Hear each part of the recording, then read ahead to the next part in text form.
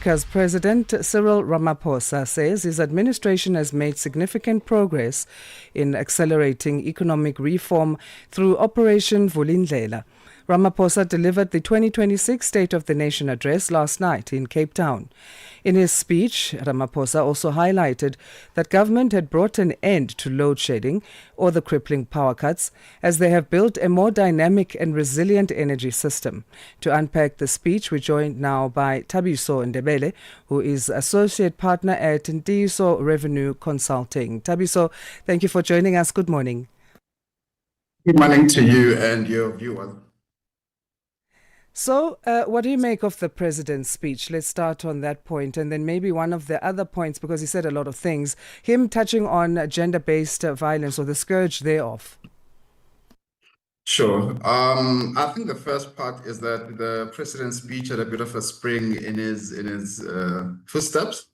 He was very lively, and I think as for the first time in a while, he has been able to try to find a balance between what the government will be trying the next coming year and how it will be doing it. So he went into some detail in terms of various topics that are affecting the country. So then let's come to the issue of the GBV. I think there is a recognition that it is a pandemic. He had to have a position on it prior to the G20, and I think he's following up on that in terms of what is the government doing. He did mention a couple of projects that they have been initiated, the ports that are going to be dealing with this, but I think the struggle that we do have is, of course, on the implementation. So yeah, I think he has set the tone in terms of what we need to drive as a country. Setting the tone also is the issue on the acceleration of economic reform through Operation Vulindlela, and that Operation Vulindlela being a joint initiative of the South African Presidency and National Treasury, launched back in 2020 with the aim of accelerating structural reforms and spur economic recovery. Just to give that background for some of our listeners. Do you think this initiative is responsible for the current economic reforms in the country? I think we can't hide away its contribution. There are various factors that have led to where we are today. If you have a look into the last 6-12 months, I think we've had some very good news. We have been moved away from the grey listing. The inflation has been around 3.2%. We have seen slightly lower fuel prices. And all of these things are the spring step, I believe he delivered his speech. So maybe then coming back to Operation Vulindlela, we still have a long way to go, but it has been a very good initiative in terms of trying to drive industrialization amongst everything else within the country. So we cannot absolutely nail it down to Operation Vulindlela, but definitely it has contributed with intention to what we have to drive. President Ramaphosa spoke about his government ending load shedding, the crippling power cuts, and them working towards making electricity more affordable. Do you believe that cheap electricity is a possibility for our country in the future? There's two aspects to that statement. I think the first one, when he spoke about the water infrastructure, he did take people 3 to 3 years back to say, listen, we had a problem with load shedding. We formulated a committee that was really going to look into how do we resolve this issue. And you and I today can say, geez, load shedding is a thing of the past. The second part of cheaper electricity, it may not be in a short term. Yes, he spoke about greener energy. He spoke about some of the projects to really feed into the grid. So yeah, we'll be hopeful that against rising energy costs, these greener alternatives will cushion the blow, but maybe not have electricity prices of the 90s or the 80s. On water, then, there's that crisis as well. 56 municipalities now face criminal charges for failing water obligations. Beyond these charges, how will the proposed National Water Crisis Committee prevent further dry taps in metros like Johannesburg? So when he spoke about the water crisis, I think he was very clear that we do have a big issue in our hands. Water security is a national crisis.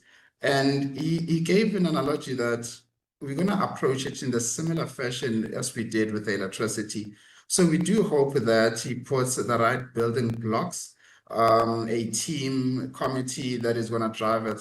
And of course, there is that skepticism about the number of task team he's formulated. So that's the first part. Then the second part is, I think when we are appointed into position, we have to understand the responsibilities that come with it. And I think that's what he was stressing when he spoke about the criminal charges against those 56 municipalities. And it's something that we need to get right, because if we do not, we'll have these crises that we have seen, the Midrand not having water, etc. But overall, I think our intentions, there is an implicit admission that we haven't been getting things right. We haven't been planning properly. Let's get it down to being able to address these issues and take it forward.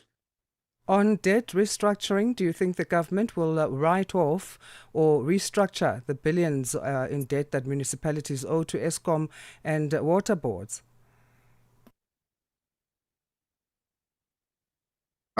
It's services have been rendered, and it's a question as to it's beyond just writing off the debt. How do we have a system that is able to pay back these entities for the services and the products that they render? So in that case, yes, you may have to find different models for different municipalities, and I think that's what the white paper on local government also touches on the revenue model that you need to sustain a municipality. And of course, in turn, they pay these entities, the water boards and the Escoms. So having said that, I think we'd have to come to a compromise as to how do we deal with that debt as opposed to writing it off completely. But more importantly, how do you set up the systems such that the municipalities or whoever gets the service actually has the ability to pay it back to these entities? Thabiso, thank you so much again for your very needed analysis. Thank you very much. Thabiso Ndebele is associate partner at Ntiyiso Revenue Consulting, joining us to get reaction and unpacking the State of the Nation address delivered by South Africa's president last night, Cyril Ramaphosa. It's 7:30 now, Central African time. Let's get our news headlines. Here's Matapelo Mahabe. SABC News. Headlines. The African Perspective.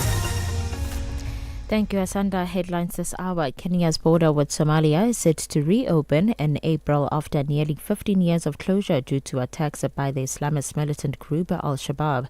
President William Ruto made the announcement, noting that Al-Shabaab has been responsible for numerous deadly attacks in Kenya, including a 2013 assault on a Nairobi shopping center that killed 67 people and a 2015 attack at a Garissa University that resulted in 148 deaths. And today marks World Radio Day. The day is celebrated to highlight the impact of radio in informing, educating and connecting people worldwide.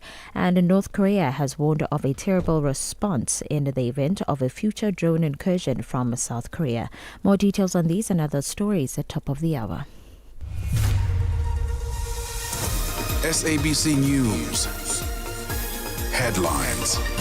The African Perspective. Time now for our sports update as we say good morning to Musubudi Mahura.